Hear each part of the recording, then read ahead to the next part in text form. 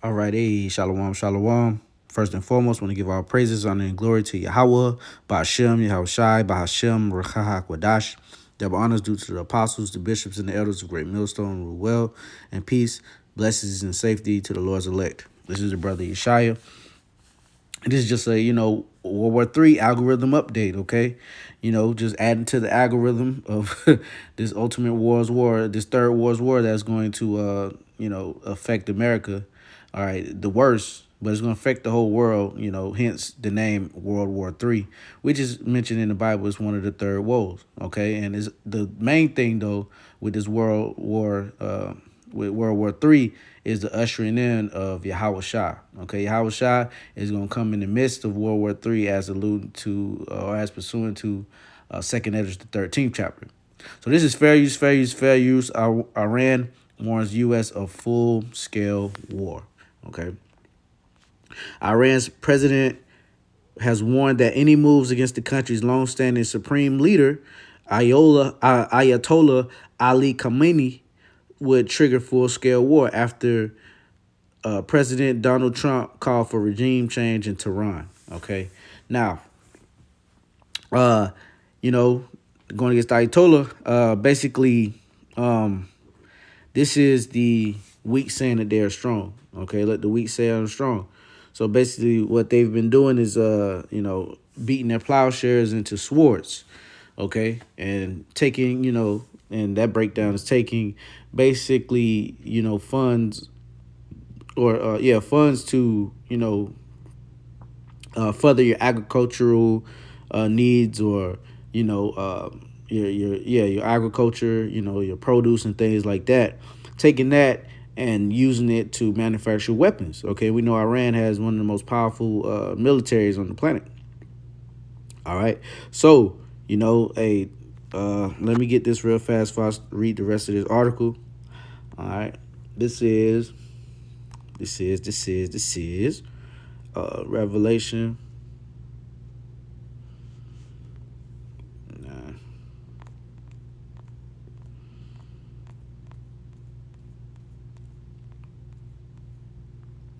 One woe is past, and behold, there come two woes here, more hereafter. And I like bringing this one out because this further much proves that this breakdown, or this chapter, goes into what John the Revelator saw in World War One. Okay, I just like doing that, through the spirit, like shining light on that, man. But here's the actual one right here, Revelation 11. And bam, 14. The second woe is past, and behold, the third woe cometh quickly. So these are the times that we're in now. The second woe is past. We're sitting in this time right now where there is where we have history on the Second World War. You get what I'm saying? So, now we're in that point of the third woe coming quickly. Okay, and it's escalating so fast, man, that and I'm excited. I love covering things on Iran and looking into it. The history of them, dig deeper. But yeah. So let's go back to this article. Why it matters. It's time to look for new leadership in Iran, of course. All right. Trump told Politico, you want your central banking, or you want to take it over, man. Trump told Politico in an article published on Saturday, the Republican had warned Iran's top officials he would be willing to strike the country unless he was confident Iranian authorities were not killing protesters who have been demonstrating across Iran since late December. He's a bold fellow, man. Scriptures say, go not with a bold fellow.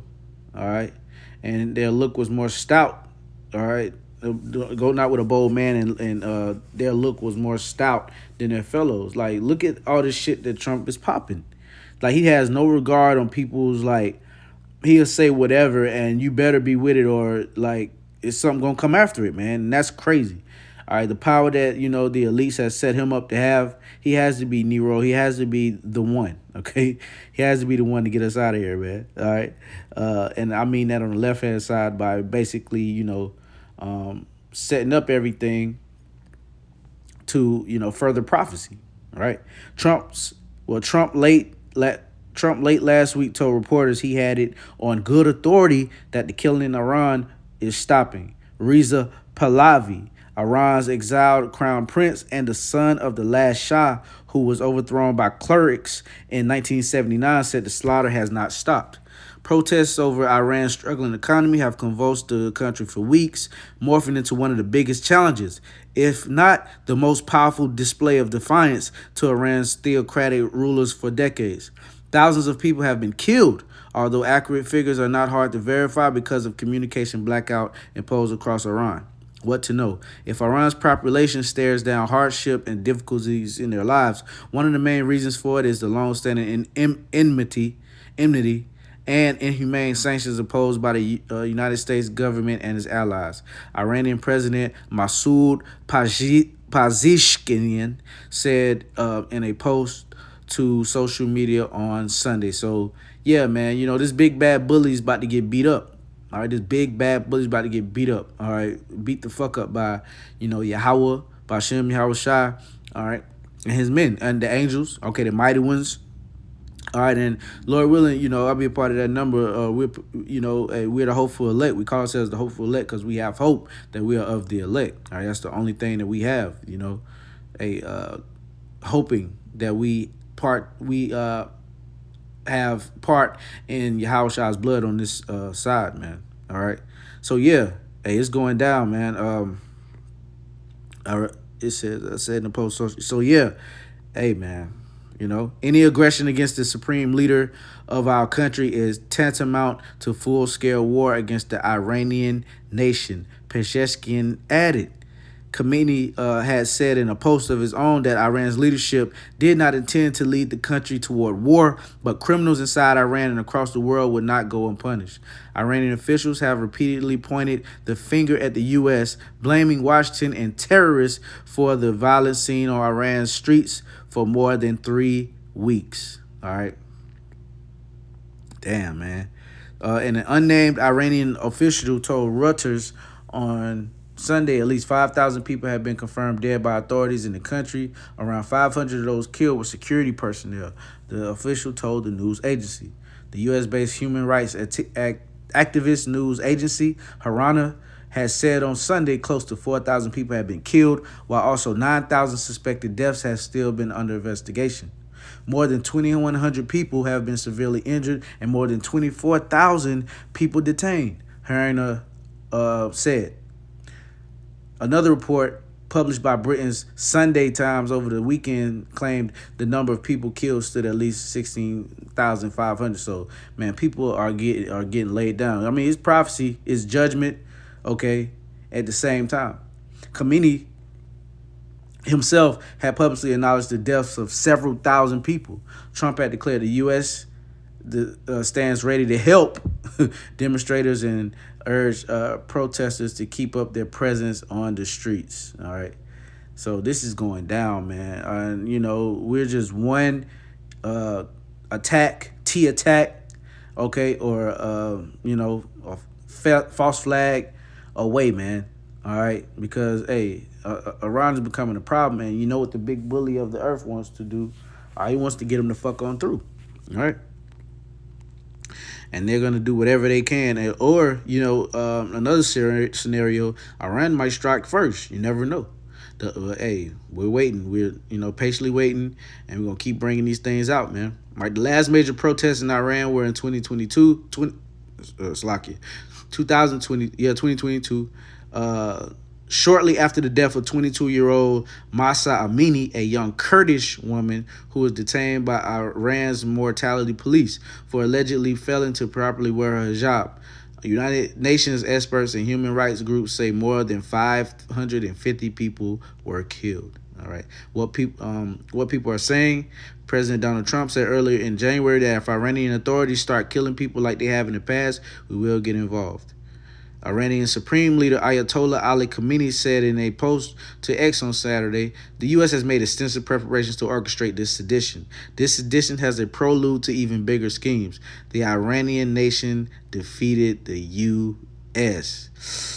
Dang, boy. Hey, it's popping shit. It's getting turned up, man. It is getting turned up in these streets, man.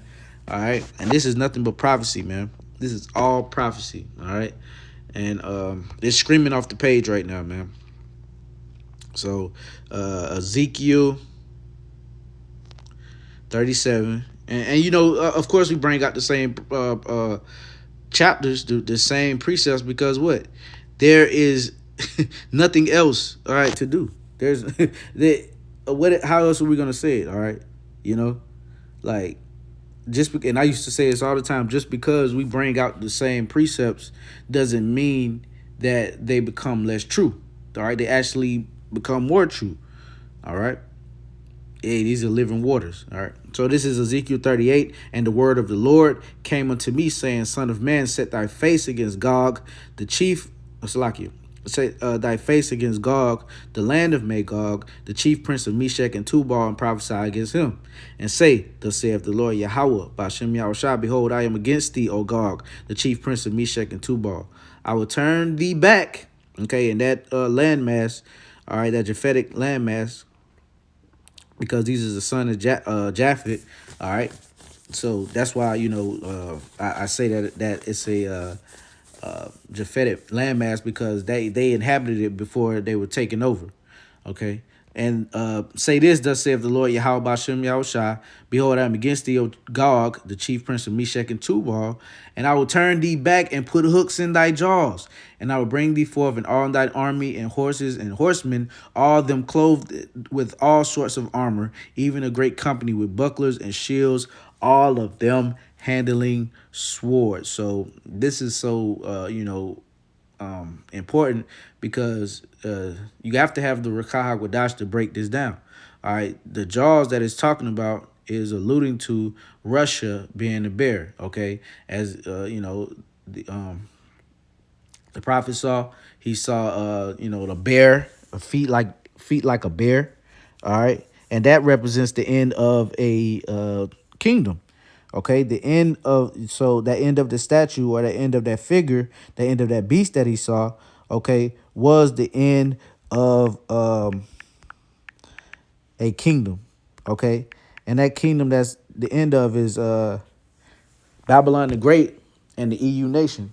All right, EU, the UN, okay, the beast. All right, the NATO and the EU. All right, so let's go to it really fast.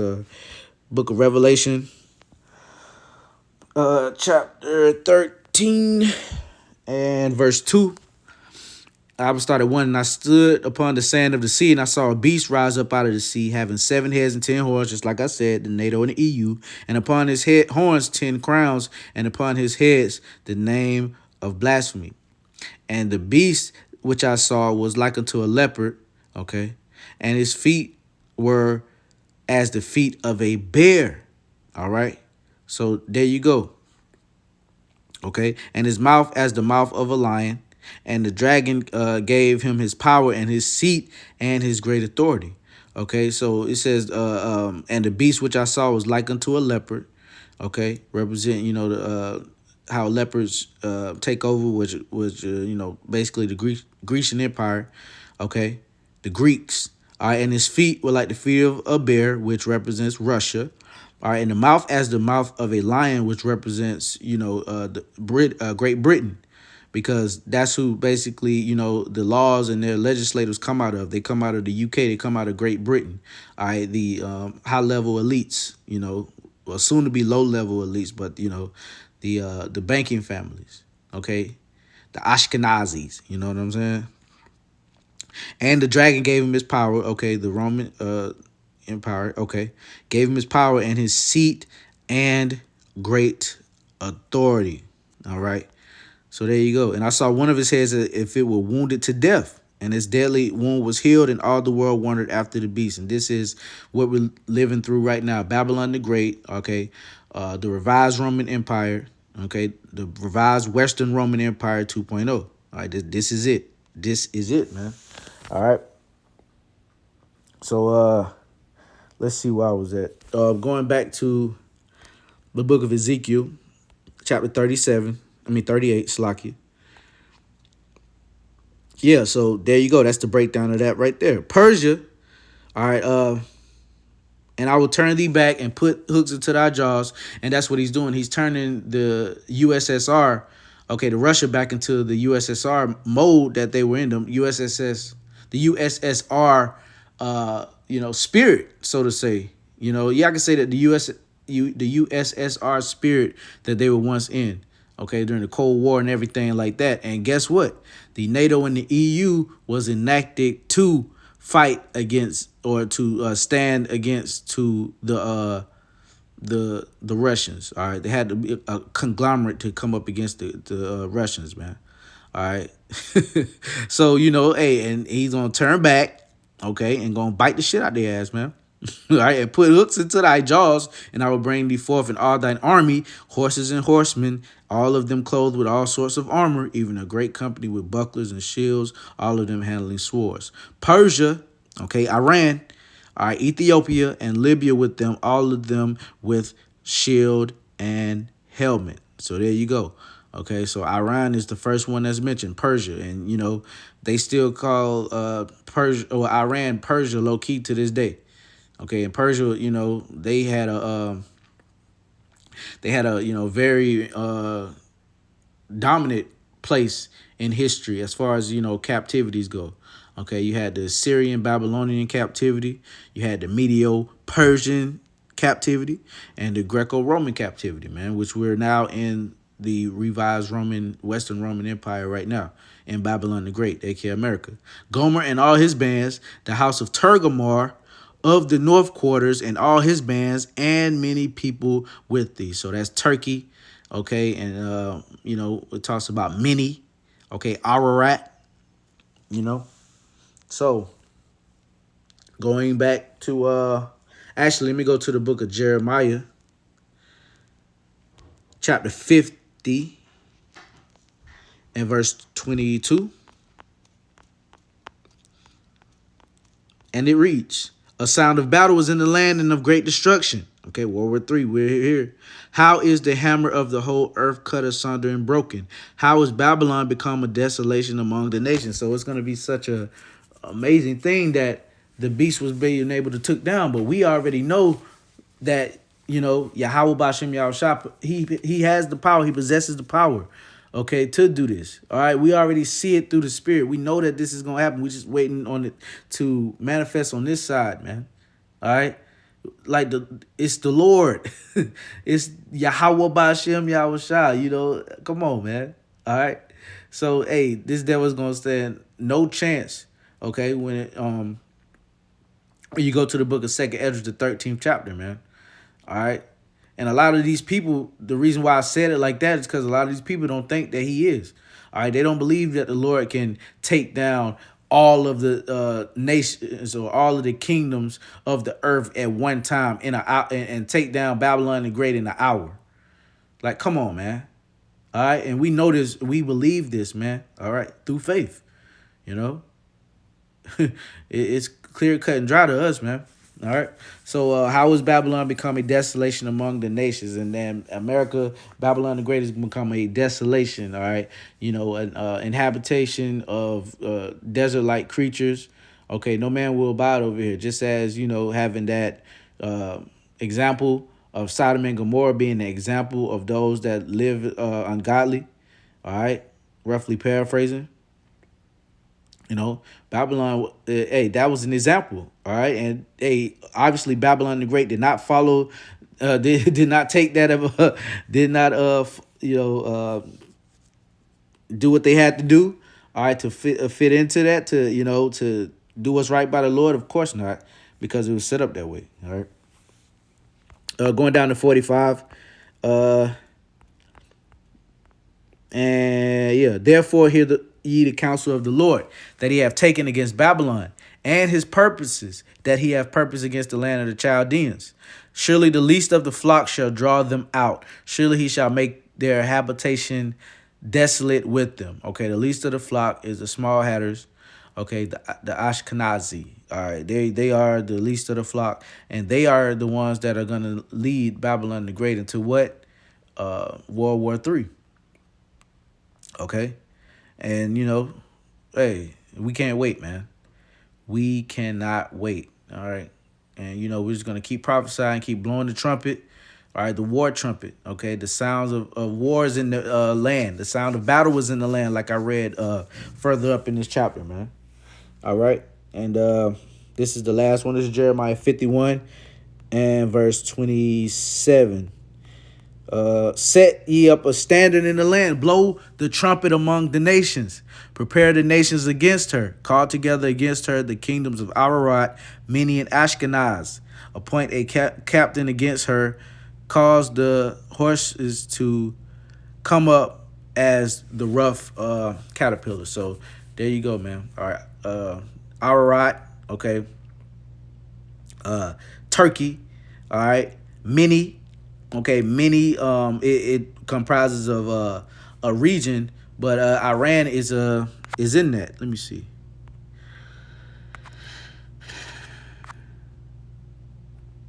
Let me see.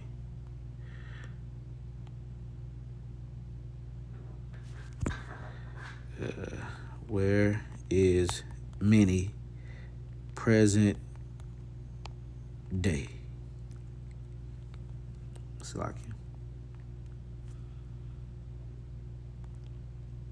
All right, so there it is right here. Northwestern Iran, eastern Turkey, okay, southern Armenia region around Lake Urmia.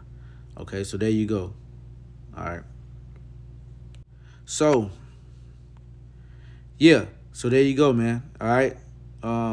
So, hey, these nations are going to basically link up with Russia and China, of course. Can't forget about China, okay? They're going to link together, as pursuing as Ezekiel 38, to take this the beast system down, okay, and the whore that rideth upon her, all right? And she's going to get ravished, all right? And she's going to be no longer called the virgin daughter of Babylon, all right? So, yeah, Lord willing, that was edifying. Want to end with that. Want to give our praises, honor, and glory to Yahweh, Ba'ashem, Yahweh Shai, Ba'ashem, Rekah, Hakwadash. Double honors to the apostles, the bishops, and the elders of Great Millstone. Peace, blessings, and safety to the Lord's elect. Shalom.